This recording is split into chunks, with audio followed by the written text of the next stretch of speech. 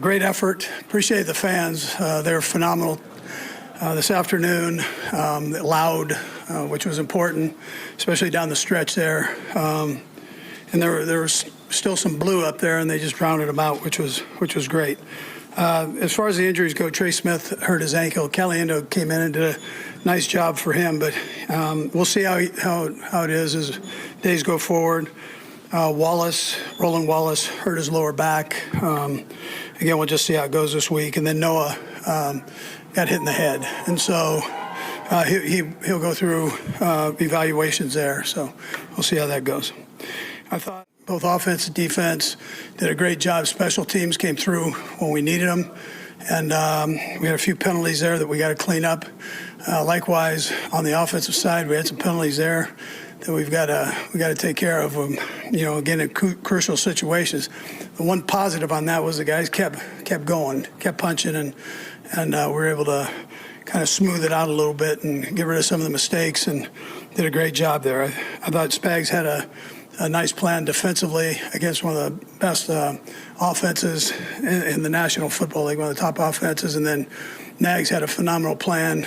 Both of them did a great job calling the plays and knocking that out. It was tremendous. So, and then individual efforts. I mean, Kareem was dusted off and got over 100 yards, which was incredible. I'm proud of him for that. Rice, over 100 yards, 140. Two-point conversion was huge there. Kelce had a big day with some big catches there. And then Pat was on fire for a 300-yard game. So Xavier, likewise, played his tail off out there. He had a little bit of a sore ankle, and he just battled through it, did a nice job. And then defensively, the yardage, when you start looking at the yardage here and the time of possession, they didn't have the ball much, and because the defense was getting the guys off the field and onward. So I was proud of that. Tranquil had a couple nice stops there, one in overtime in particular. Anyway, all the 2 for 4 in the red zone. I mean, it goes on and on. 5 or 12 for third downs.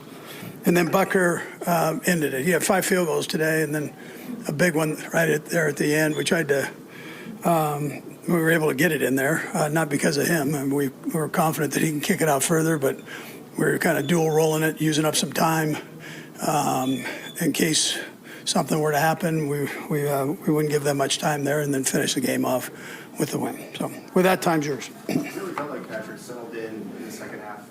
What do you think changed? Yeah, I mean, listen, he kept firing, which the great ones do. Nags dialed up some stuff, and I thought just we're right in his wheelhouse, and he did a great job with all that.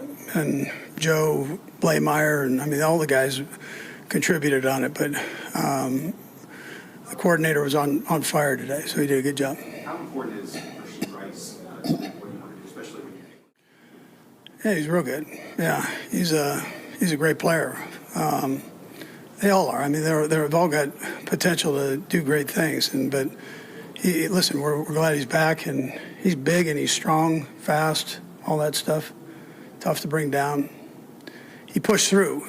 He was tired there, so he pushed through, and I thought he did a nice job. It seemed like you committed more to the run this game. Kareem Hunt went over 100 yards, as you mentioned. What does it say about your offensive effort? Yeah, I thought the line was controlling things there pretty good, and which was important. We were getting that was great. That helped win the game for us, right? So, and like I said, the part I liked the best was the support the guys gave each other, and I thought that was important. Nobody flinched on it. It wasn't hanging their head. None of that wasn't happening. They came out and they played, and they did it when it counted. This was Jonathan Taylor's second worst output of the season. I guess just how important from the start of the game forward was just to make sure that you managed that run. Yeah, he's a great player now. One of Wisconsin's finest right there, man. He's a heck of a football player. So our guys did a nice job of wrapping him up. You saw a couple of those where he bounces off and then because he's had quite a few of those this season and per game. So, so you've got to really focus on wrapping him up and getting him on the ground. I thought our guys did that and did it well. Coach, your team seemed to play with a few injuries today, and they played through it. Reid, Kareem Hunt. What does it say about the character of your team that they wanted to win? Yeah, that's the part I appreciate as a coach the most, just the attitude. It's a compliment to the players, it's a compliment to the coaches, the support from our building. Nobody has been hanging their head and going, "Oh no, it's over." That's not been the mentality within our building. So that's everybody. Everybody had a piece of that. So. Time victory against the Indianapolis Colts, clinching a 23-20 win that kept fans on the edge of their seats from start to finish, as Travis Kelce, the Chiefs' star tight end, capped off the day with 4 receptions for 43 yards, while Patrick Mahomes delivered a standout performance, accumulating 352 passing yards, 1 interception, and 4 rushing attempts for 30 yards, sealing the deal with a game-winning drive in overtime that only lifted the Chiefs to a 6-5 record, but also kept their playoff hopes burning bright in a fiercely competitive AFC.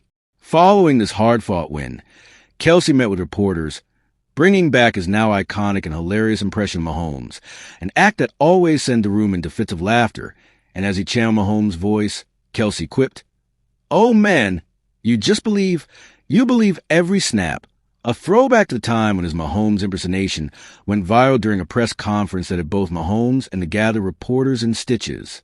The victory over the Colts wasn't just another tally in the win column. It was a testament to the Chiefs' resilience against adversity and their refusal to be counted out, especially after a season riddled with injuries and tough opponents, as Mahomes continued to demonstrate his ability to shine in clutch situations, rallying the team back from behind in the fourth quarter and leading the charge in overtime to secure the win. Despite the close scoreline, the triumph signaled a pivotal moment in the Chiefs' season, showcasing their grit and determination to hang with the top teams in the league, even when many doubted their chances. And although a 23-20 finish might not scream dominance, it was a sort of victory that could rejuvenate the locker room and remind everyone that the Chiefs are a force to be reckoned with. In the midst of the post-game celebrations, Kelce didn't hold back on his praise for Mahomes, switching back to his own voice to declare he's the best. "He is our fearless leader, the most competitive human I know. We love him for how he leads his team on the field and in practice throughout the week. Right now, he's leading us into victory, capturing the essence of why Mahomes is so revered by his teammates and fans alike."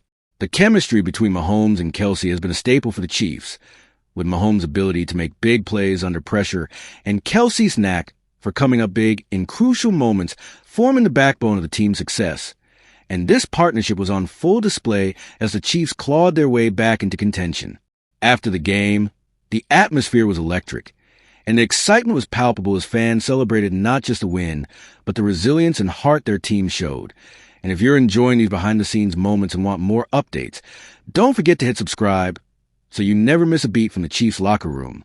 The game itself was a roller coaster, with the Colts putting up a tough fight and the Chiefs needing every ounce of effort to pull ahead, as Mahomes orchestrated a late-game surge, stringing together crucial completions and scrambling for key yards, while the defense stepped up to keep the Colts at bay just enough to give the offense a chance to ice the game in overtime. Kelce's post-game antics brought some much-needed levity after such a tense contest,